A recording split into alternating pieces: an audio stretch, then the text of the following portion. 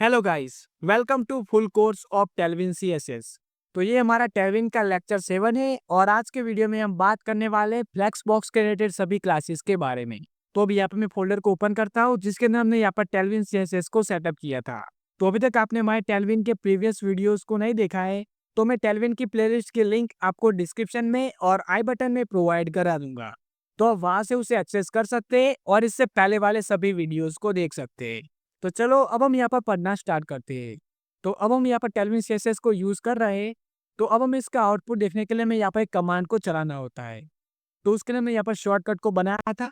तो चलो अब हम यहाँ पर इस कमांड को चलाते हैं। तो मैं यहाँ पर टर्मिनल को ओपन करता हूँ और अब यहाँ पर मैं लिखता हूँ npm start। ओके, तो अब यहाँ पर हमारी जो कमांड होगी ना वो यहाँ पर चल जाएगी। तो मैं इसे क्लोज कर देता हूँ और अब हम यहाँ पर HTML के अंदर जाते हैं। और मैं क्या करता हूँ कि यहाँ पर एक div बनाता हूँ। ओके, और अब इसके अंदर मैं यहाँ पर एक और div बनाता हूँ। तो अब यहाँ पर मैं कुछ स्टाइल को अप्लाई करता हूँ। तो यहाँ पर मैं लिखता हूँ बिजी येलो।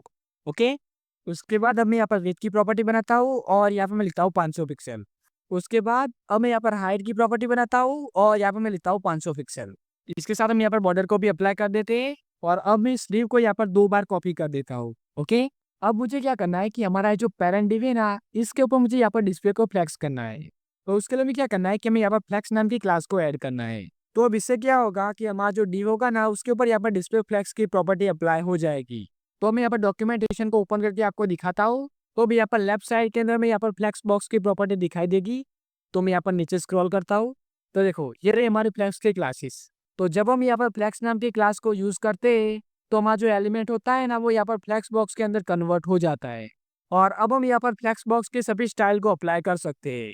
जैसे कि देखो अगर हम यहाँ पर जस्टिफाई कंटेंट को यूज करना है तो उसके लिए भी यहाँ पर क्लासेस अवेलेबल है। अब देखो अगर हमें यहाँ पर जस्टिफाई कंटेंट को फ्लेक्स स्टार्ट करना है तो हम यहाँ पर जस्टिफाई स्टार्ट की क्लास को यूज कर सकते हैं। अगर हमें यहाँ पर फ्लेक्स एंड करना है तो हम यहाँ पर जस्टिफाई एंड की क्लास को यूज कर सकते हैं। और अगर हमें यहाँ पर जस्टिफाई कंटेंट को सेंटर करना है तो हम यहाँ पर जस्टिफाई सेंटर नाम की क्लास को यूज कर सकते हैं। सेम तरीके से अगर हमें यहाँ पर जस्टिफाई कंटेंट को यहाँ पर स्पेस बिटवीन करना है तो हम यहाँ पर जस्टिफाई बिटवीन की क्लास को यूज कर सकते हैं। अगर हमें यहाँ पर स्पेस अराउंड करना है तो हम यहाँ पर जस्टिफाई अराउंड की क्लास को यूज कर सकते हैं। अब इस तरीके से यहाँ पर अलाइन आइटम के लिए भी यहाँ पर क्लासेस अवेलेबल है। तो उसके लिए हमें क्या करना है कि अगर हमें यहाँ पर अलाइन आइटम को फ्लेक्स स्टार्ट करना है तो हम यहाँ पर आइटम स्टार्ट नाम की क्लास को यूज कर सकते हैं। और अगर हमें यहाँ पर अलाइन आइटम को सेंटर करना है तो हम यहाँ पर आइटम सेंटर नाम की क्लास को यूज कर सकते हैं। और इस तरीके से यहाँ पर काफी सारी क्लासेस अवेलेबल है तो हम इन सभी को यहाँ पर यूज कर सकते हैं। उसके बाद अब हम बात करते हैं गैप के बारे में। अब यहाँ पर गैप की जो नंबर वाली क्लासेस होती है ना वो यहाँ पर 4-4 के ऑर्डर में होती है। मतलब कि देखो अगर हम यहाँ पर गैप 1 को यूज करेंगे तो उसका मतलब होगा यहाँ पर 4 पिक्सल। अगर हम यहाँ पर गैप 2 को यूज करेंगे तो 4x2 तो यहाँ पर 8 पिक्सल की यहाँ पर गैप ऐड होगी। और अगर हम यहाँ पर गैप 5 को ऐड करेंगे तो यहाँ पर 5x4 तो यहाँ पर 20 पिक्सल की यहाँ पर गैप ऐड हो जाएगी। और इसके साथ हम चाहे तो यहाँ पर कस्टम वैल्यू को भी पास कर सकते हैं। तो हमें क्या करना है कि हमें पहले यहाँ पर गैप लिखना है, उसके बाद हमें यहाँ पर डैश बनाना है और अब हम यहाँ पर स्क्वायर ब्रैकेट के अंदर हमारी वैल्यू को पास कर सकते हैं। तो चलो अब हम यहाँ पर इन सभी क्लासेस को हम यहाँ पर एक एग्जांपल से समझते हैं। तो मैं यहाँ पर VS कोड के अंदर जाता हूँ। तो अब यहाँ पर हमने div को फ्लेक्स तो कर दिया है। तो अब मैं क्या करता हूँ कि यहाँ पर जस्टिफाई सेंटर की प्रॉपर्टी बनाता हूँ। उसके बाद अब मैं यहाँ पर गैप को ऐड करता हूँ और यहाँ पर मैं लिखता हूँ 5। ओके, अब इसके साथ मैं यहाँ पर इस div के ऊपर यहाँ पर मार्जिन की प्रॉपर्टी बनाता हूँ। तो यहाँ पर मैं लिखता हूँ मार्जिन ऑटो। ओके, अब इसके साथ हमने यहाँ पर इस div के ऊपर यहाँ पर विड्थ और हाइट को अप्लाई किया है ना तो उसे मैं यहाँ पर थोड़ा छोटा कर देते हैं। तो मैं क्या करता हूँ कि यहाँ पर मैं लिखता हूँ 200 पिक्सल। ओके, यहाँ पर भी कर देता हूँ और मैं सभी जगह पे यहाँ पर 200 पिक्सल कर देता हूँ।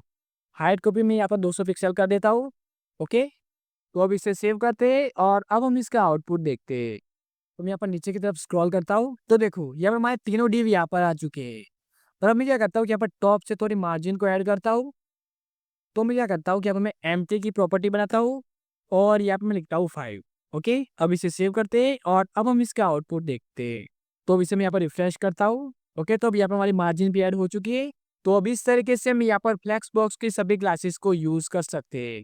ओके, तो अब ये था हमारा आज का वीडियो। अब हम क्या करने वाले हैं कि हम यहाँ पर एक प्रोजेक्ट को बनाने वाले हैं। तो उसे मैं इंस्टाग्राम में पोस्ट कर दूंगा। और अब जब भी मैं आपको कोई प्रोजेक्ट देता हूँ ना तो उसे मैं इंस्टाग्राम में पोस्ट कर देता हूँ। तो अभी तक आपने मुझे इंस्टाग्राम में फॉलो नहीं किया है तो मुझे वहाँ पर भी फॉलो कर देना। लिंक आपको डिस्क्रिप्शन में मिल जाएगी। सो आई होप आज के वीडियो में मैंने आपको जो भी समझाया वो आपको समझ आ गया होगा। और अभी तक आपने हमारे चैनल को सब्सक्राइब नहीं किया है तो प्लीज़ सब्सक्राइब कर देना।